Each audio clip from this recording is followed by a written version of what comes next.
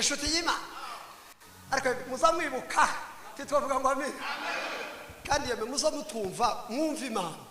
titukaza hari umugabo umwe nabwiye muri Kenya ndamubwira ngo gabanya ubwanwa yamarakara n'ifaranga yari yatazoza kumperekeza ngo ntiyazitanga aho ukuye ndacara umugabo wo kubura itike kuva muri Kenya ngo ngere yarebe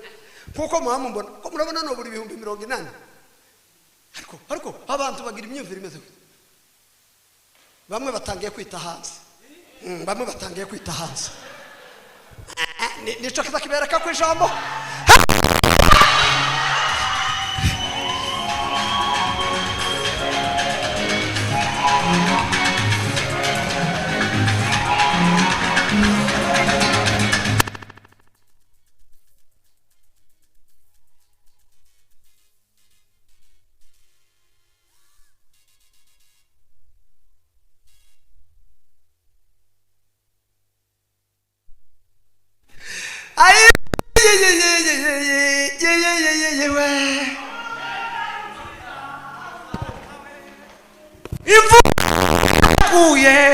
babimenya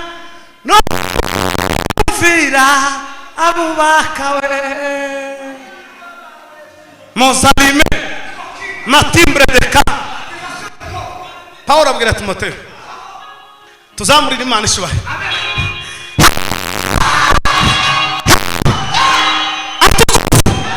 yabwira Timotheo kumusigira itorero ry'Efeso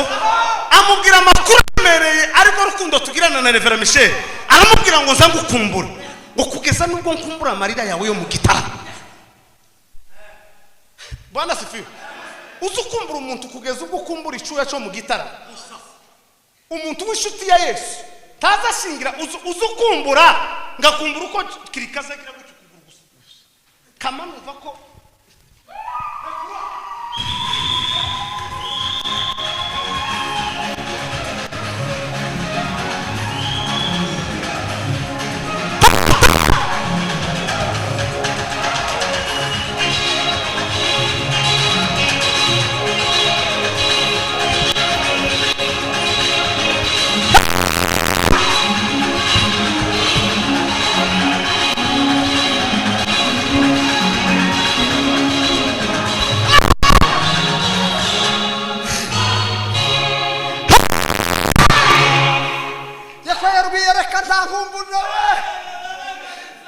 umusuma Paulo yabwiye Timotheo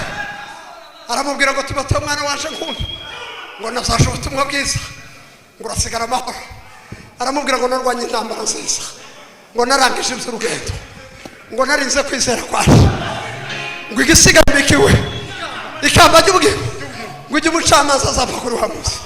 ariko ararahira aca mu ijosi aravuga ngo sije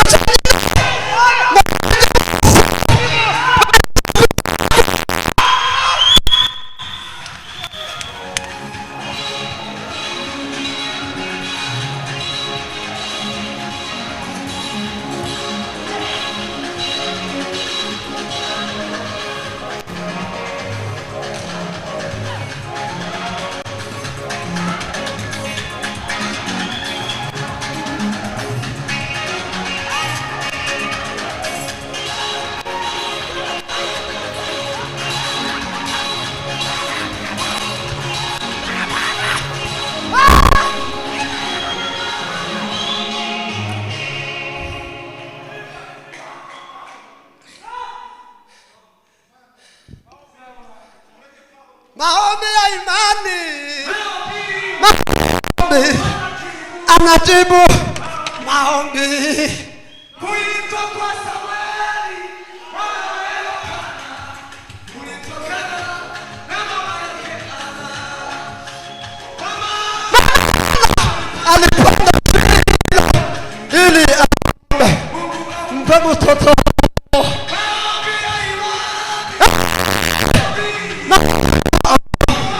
anajibu